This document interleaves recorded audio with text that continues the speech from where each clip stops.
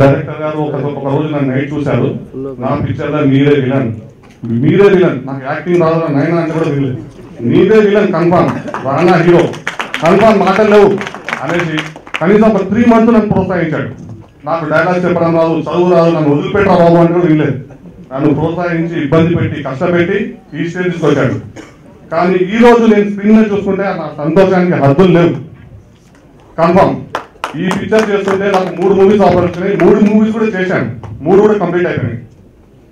ఒక్కటే చెప్తాను, ఈ మూవీ కేవలం చేయడానికి కారణం ఏంటంటే పోలీస్ ఉంటే ఏం చేస్తారు, లేకపోతే ఏమవుతారు. పోలీస్ అక్కడ విలన్ కూడా పోలీస్కే కోఆపరేట్ చేస్తుంటాడు, ఇక్కడ హీరో పోలీస్కే కోఆపరేట్ చేస్తుంటాడు. మొత్తం పిక్చర్ మొత్తం పోలీస్ మీద రౌండ్ అవుతుంటుంది. ఒక్కటి మాత్రం చెప్తానండి, ఒక్కసారి పిక్చర్ చూడండి. అది మొదలు చెప్పారు సేఫ్ కాన్ఫిడెన్స్ అది కూడా నచ్చితే ఒకటి చెప్పండి, నచ్చలేదంటే 1 మంది చెప్పండి. 3 పాటలు విన్నారు, పాట నచ్చలేదు తీసేయండి, ఎవరికి టైం ఇది కావాలో నచ్చితే వినండి, నచ్చితే సినిమా చూడండి, 8 మార్కులు చెప్పగలండి. నెక్స్ట్ ఇది పర్సనల్ విషయం అండి, అది కొంచెం ఇబ్బందిగా ఉంది. యాక్చువల్ నేను తప్పు చేస్తే ఒప్పుకుంటానండి. సినిమా మధ్యలో అయిపోయిందండి డబ్బులు లేక. అప్పటికి మా సినిమా అన్న 5 లక్షలు కావాలి ఇక్కడ తీసుకెళ్తాడు, వాళ్ళ ఫ్రెండ్ ఏడిపిస్తాడు, డబ్బులు ఇప్పిస్తాడు. ఎందుకంటే సార్ 1,30 లక్షలు April 1st week sir, maximum 1st week 2nd week ప్రతి త్వరలో రిలీజ్ చేస్తాం. చూడండి, ఒకటే నచ్చితే ఒకటే చెప్పండి, నచ్చకపోతే 100 మంది చెప్పండి. అయితే ఈ గీత ప్రవేశం అనే సినిమా ఎంత కష్టాల మధ్య స్టార్ట్ అయ్యి ఈ దశలు చేస్తున్నది వింటుంటే కొంచెం కష్టంగా ఉన్నా కానీ వాళ్ళ సంతోషంలో ఆనందాన్ని అనుకుంటున్నాము.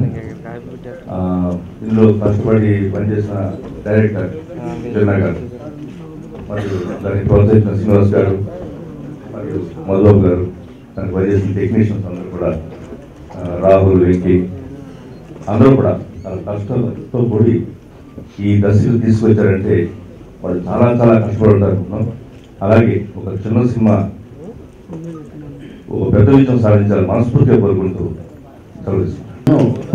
కొద్ది మంది ధనవంతులు పుట్టుకతో పిసినారు. మనకు తెలుసు డబ్బులు ఉన్న పెద్దవాళ్ళు చాలా మంది ఉన్నారు. ట్రిపుల్ఈస్లో వేల కోట్లు ఉన్న వాళ్ళు వేల మంది ఉన్నారు. బట్ వాళ్ళకు మన బాధ తెలియదు. కేవలం కళ పైన ఉన్న అభిమానము, కవులు కళాకారులకు అవకాశం ఇచ్చే వాళ్ళకు ఆలోచన ఉండదు. బట్ ఇలాంటి పరిస్థితుల్లో ముఖ్యంగా తెలంగాణలో సినిమా తీయాలంటే చాలా కష్టాలతో కూడుకున్నది. మొదటి నుంచి మనం వివక్షకు గురయ్యాము. ఇలాంటి పరిస్థితుల్లో మిత్రుడు మధు ఒక కానిస్టేబుల్ అయి ఉండి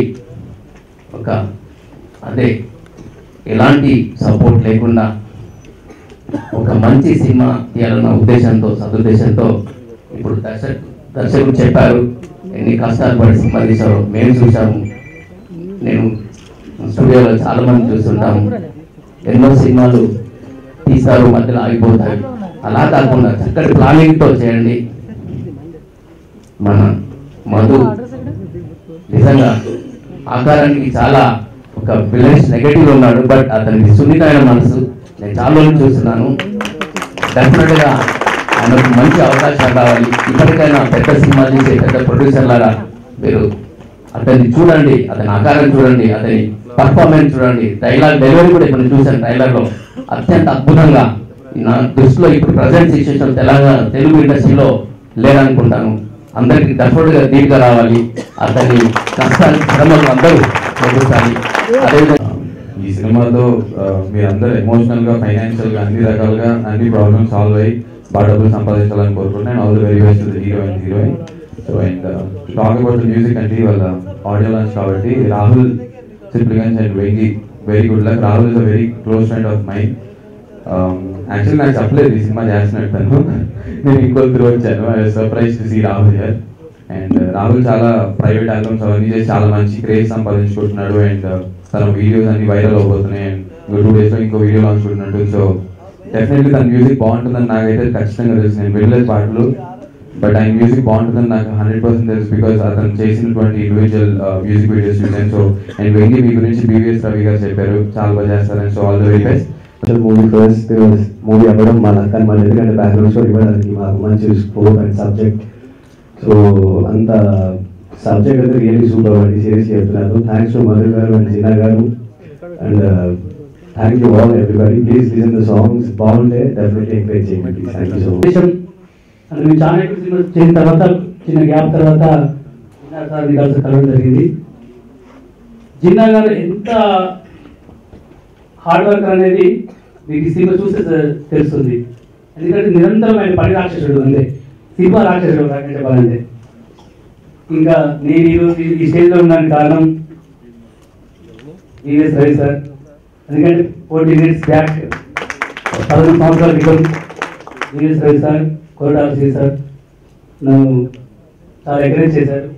చాలా ఆఫీసులు అక్కడిక్కడ అన్ని చాలా తిప్పేసి చాలా మంది పరిచయం చేశారు. ఈ చాలా బిజీగా ఉన్నారు, కానీ నేను పిలవగానే సార్ వచ్చాను. Sir thanks. ఈ మూవీ డిఫరెంట్ ఎందుకు అంటే when I went for audition first time, he asked me to cry and I was like, why the crying scene first?